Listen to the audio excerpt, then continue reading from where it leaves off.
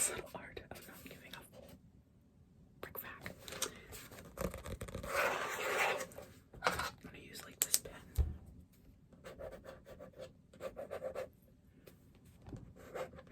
Oh, you can't even see. Oh, how do people do this?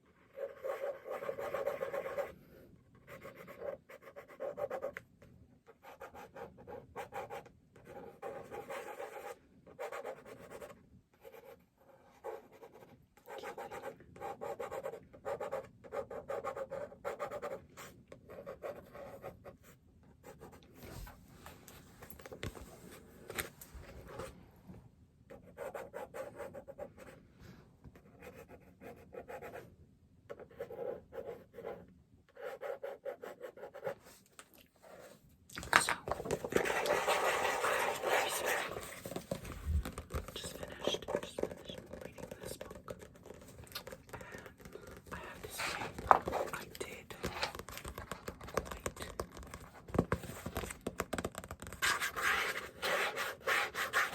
enjoy it.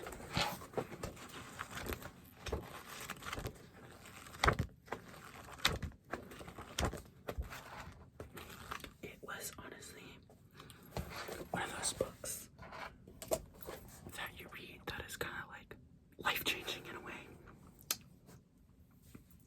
So in this book,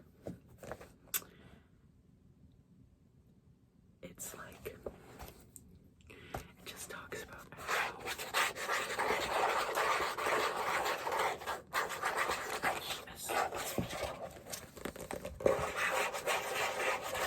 bad ego issues, in which we think everything practically revolves around us. And many of us, including myself, self-victimize, and believe that nothing is in our control. And this book, he kind of just, the author, Mark Manson, kind of just lets us, the readers, know that even though we may control our situation, we may not be able to control our situation, we can always choose how we react. And I thought that was really pretty, because like, even though we can't usually control our emotions or what we feel, we always have a choice in choosing how we react. When I read that, it kind of, it kind of, I don't know what the word is. I kind of like opened my eyes up, because I have anxiety, and I always found it debilitating, because it feels like I have zero control over anything, when in reality, although I can't control if I have anxiety, I can control what I do with my anxiety. When I read that,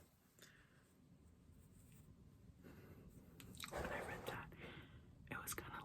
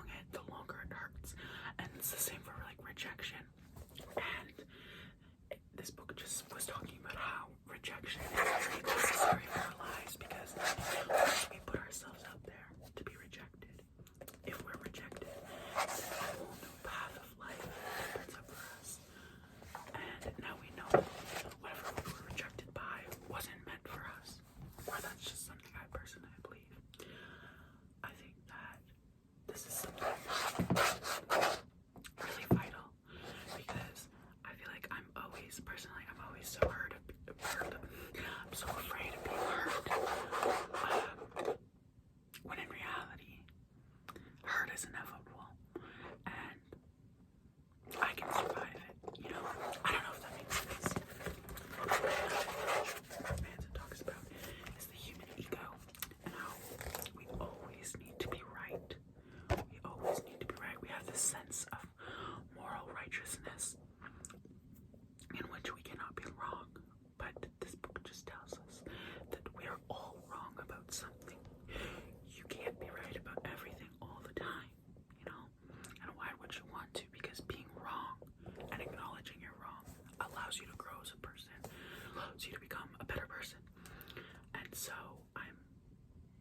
I feel like that opened my eye up too, because I hate being wrong. But now I realize that that's actually a beautiful thing, because now I'm allowing myself to be open and allowing myself to learn and grow as a human. It's just absolutely beautiful. Absolutely beautiful.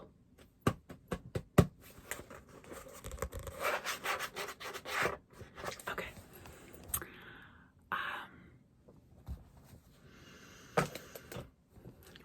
I'll be right back with the next book. Okay, lovely people, I am back with the next book, but before I move on, I'm going to just read a little quote from The Subtle Act, and this quote is about pain. Pain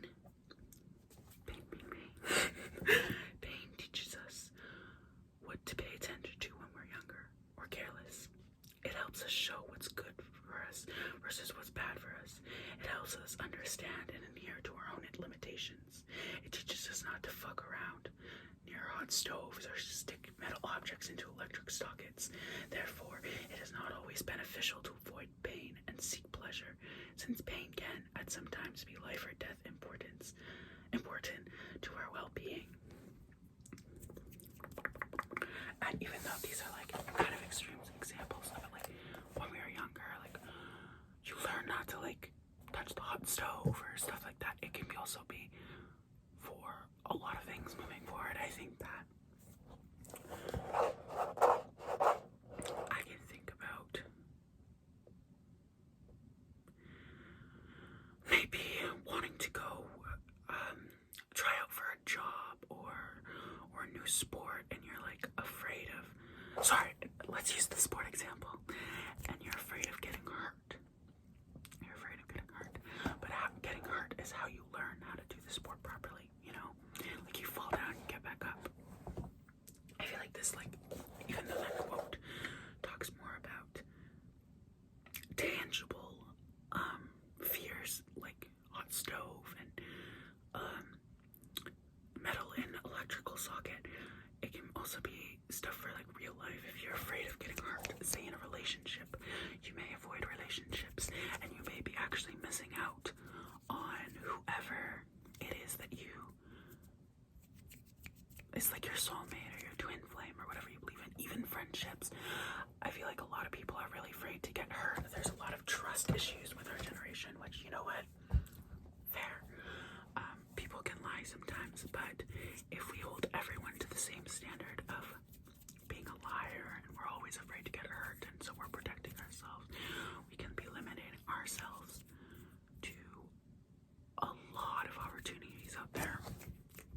And I feel like this is the same thing with like rejection. I feel like people are so deeply afraid of being rejected, including myself, that we don't realize that like maybe whatever we were rejected from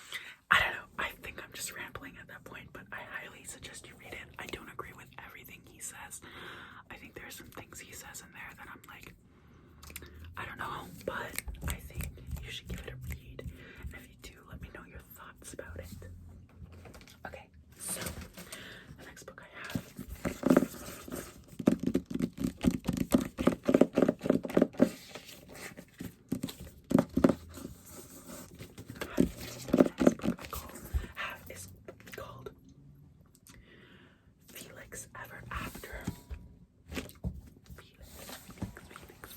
Felix Ever After.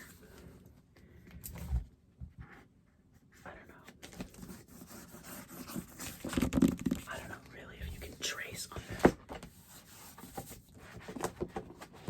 Okay, so this has to be one of my favorite books of all times. I read it back in July of 2021.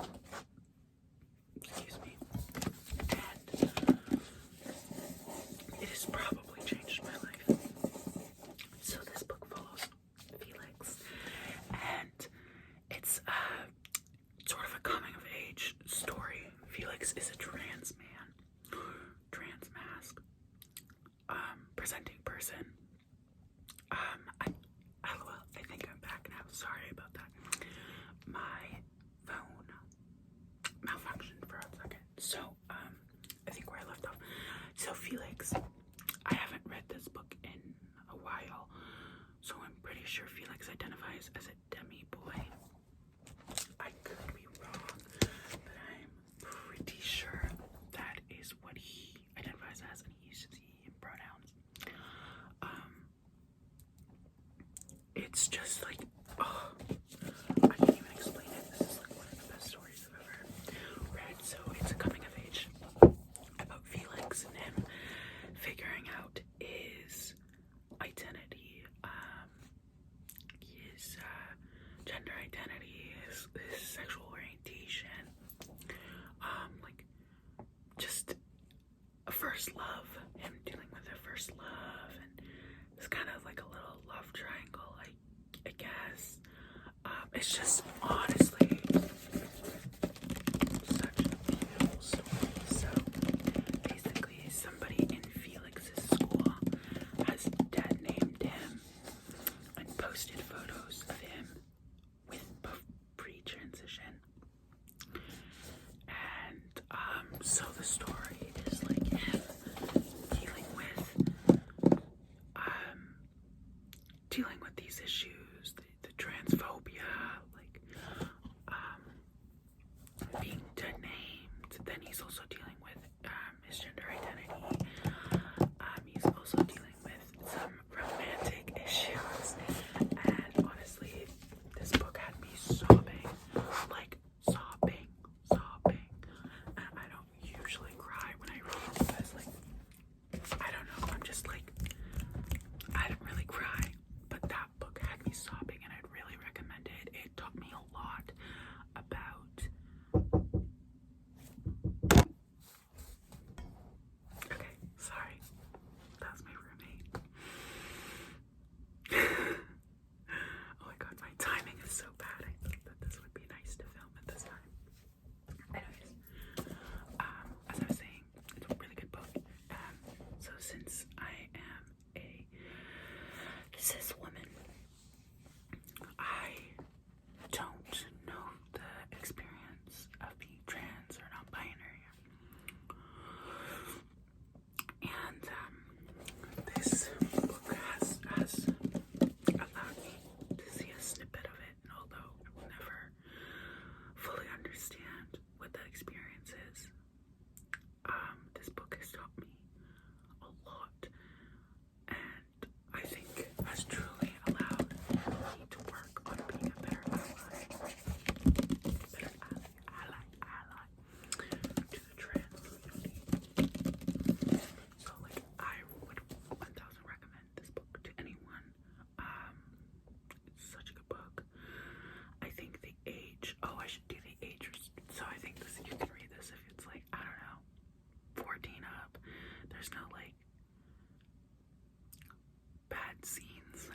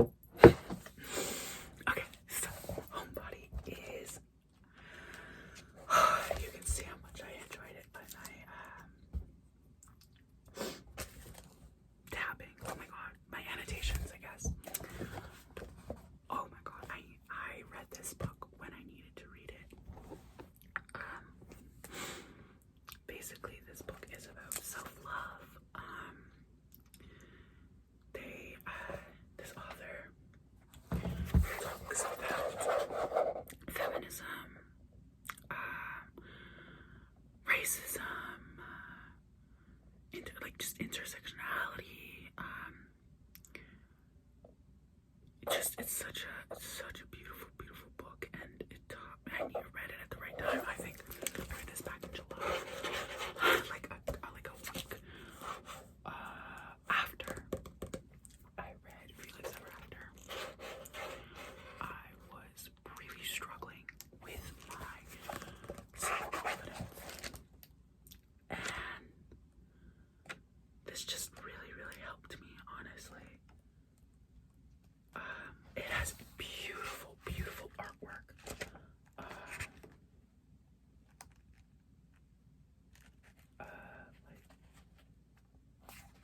Hold on, let me find some appropriate YouTube appropriate artwork.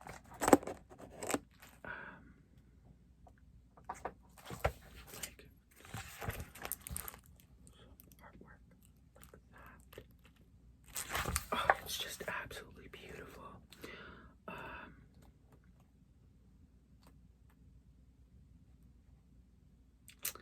Yeah, it talks a lot there's a lot of talk about romantic love and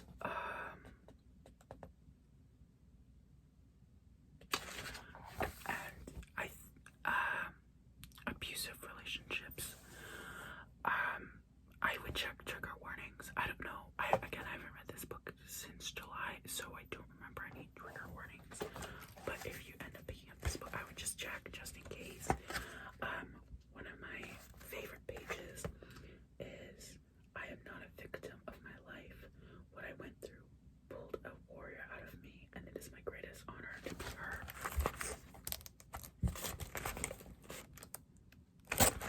Just it's just so beautiful just to honor yourself. And this one is really good.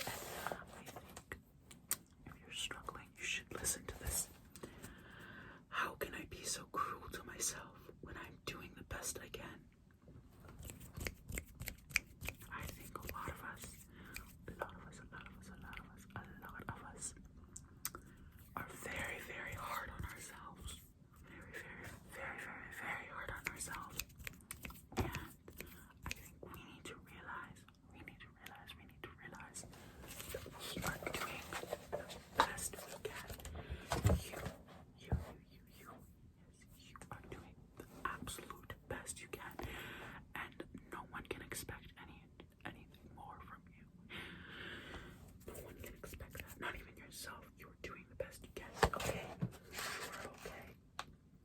You are doing the best you can.